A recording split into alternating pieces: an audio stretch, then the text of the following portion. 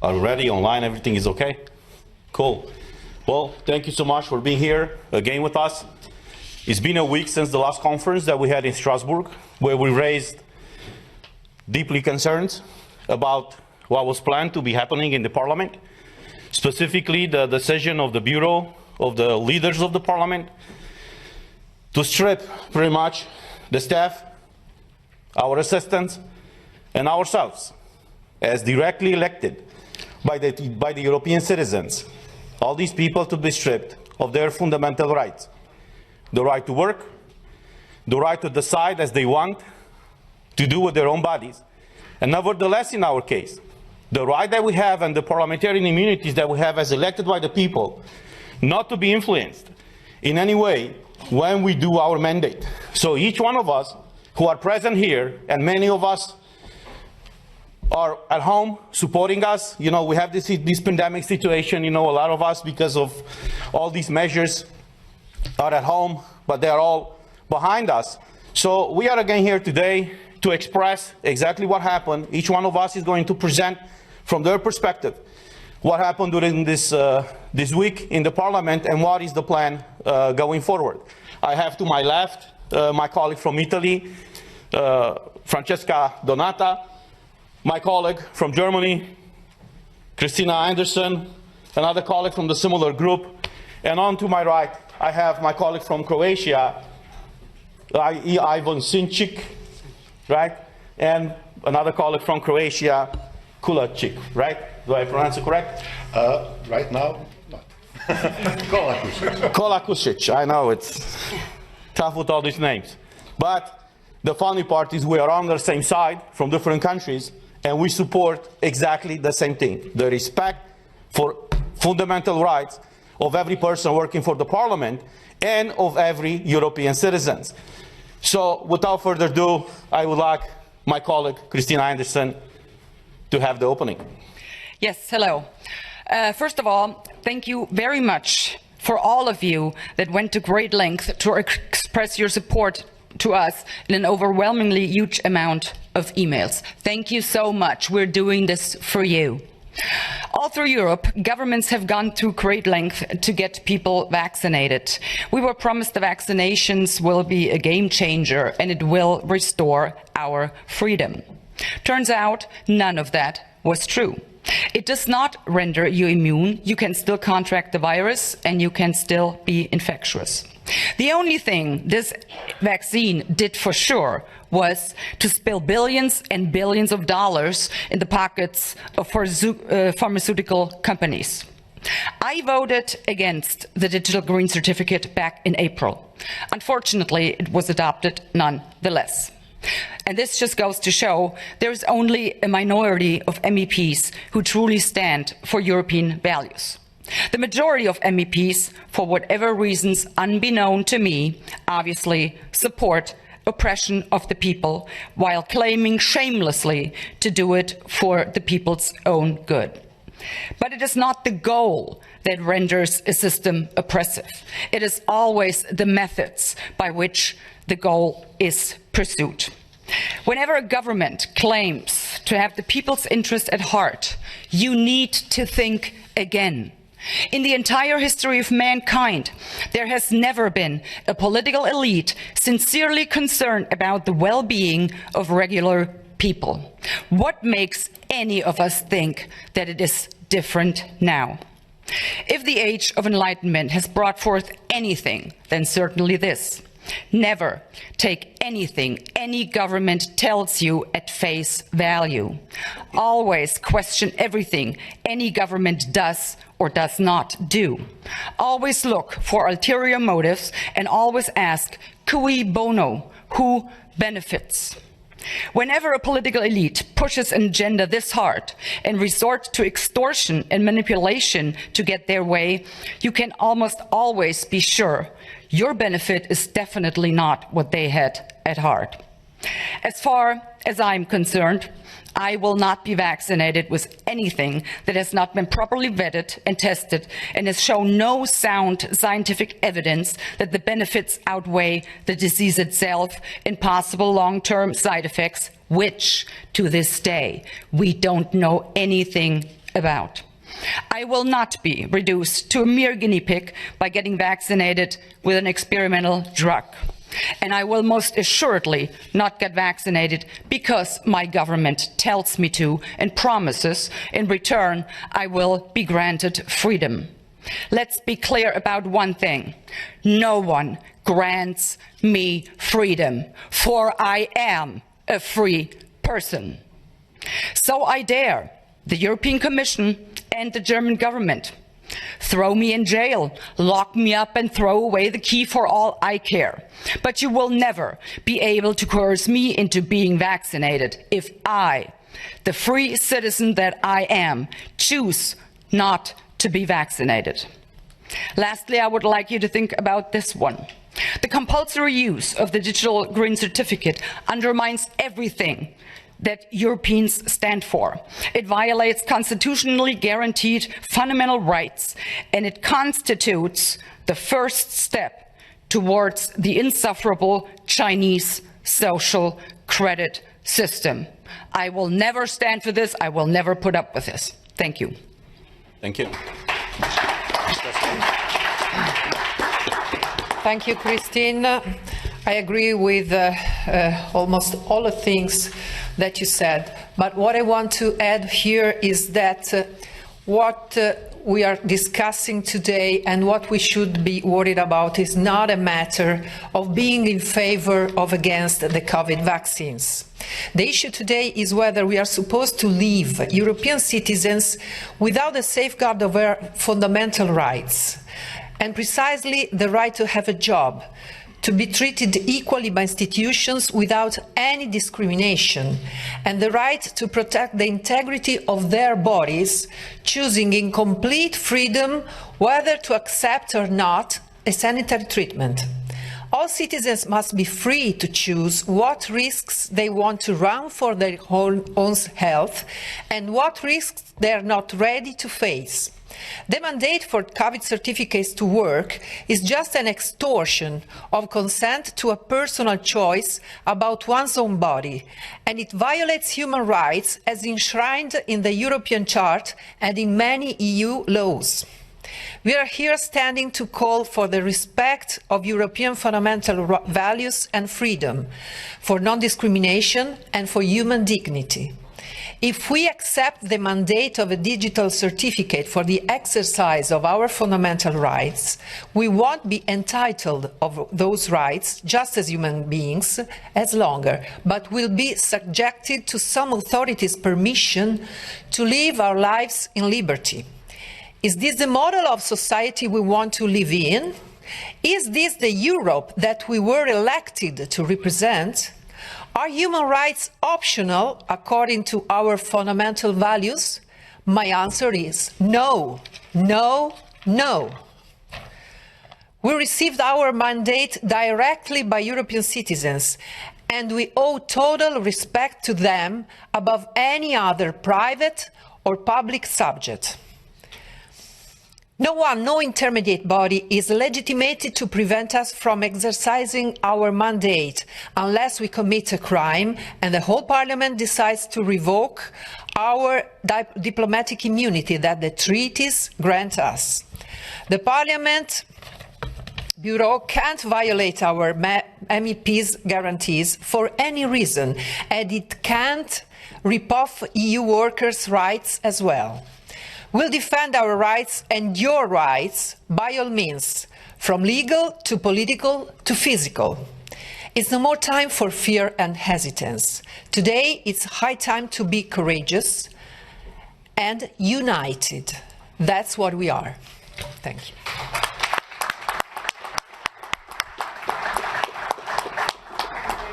Ivan. Thank you very much, my dear colleagues. Yet again, this week we are here to say no to discrimination and no to segregation. We are here to defend fundamental and human rights. I will say it again. Digital green certificate is illogical, it's non-scientific, and it is useless for solving this crisis.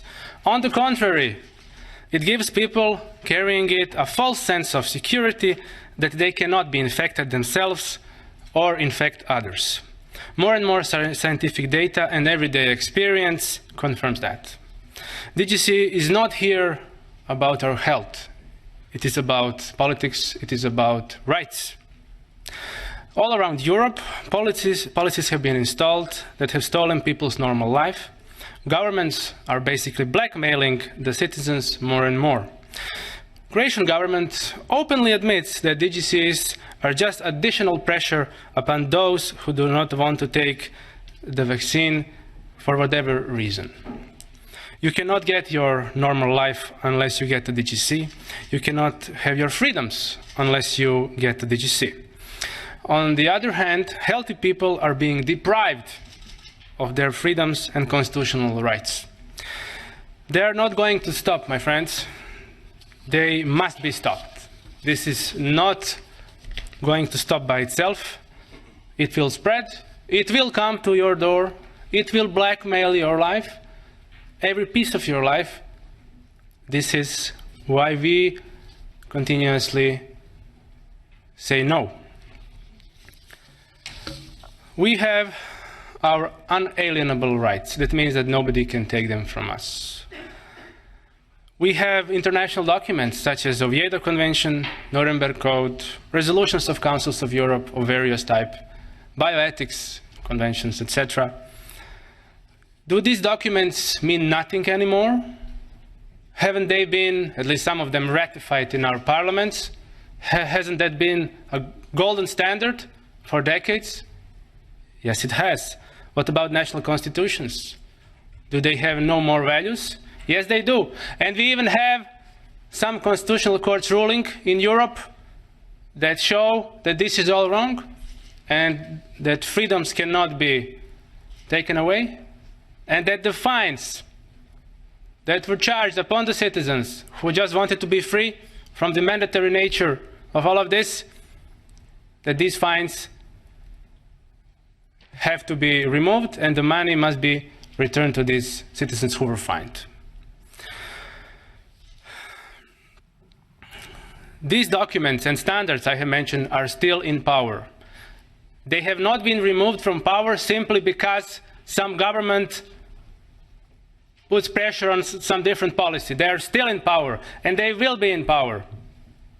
And we will fight for these standards and documents, and we call upon them. Another standard that we have is that the citizens of Europe have a right to choose their own therapy for whatever disease, including COVID-19. They have a right, in consultations with their doctor, with their family physician, to make best choices for their health. Either it is a vaccine of any type, or a cure, or whatever gets invented. It's your own choice as a patient. No government can coerce you on a certain type of medical product. Digital Green Certificate is a European problem. It is not just a problem of Italy or Lithuania or European Parliament now, European Parliament building. It's a European problem. It is a common problem. It is not a problem of one European country. It is a problem of all of us. This will not be limited, as I say, to one country. This will be coming to your door. And the sooner we say no, the stronger the message that we send. I call upon all the free peoples of Europe to resist DGC wherever they can.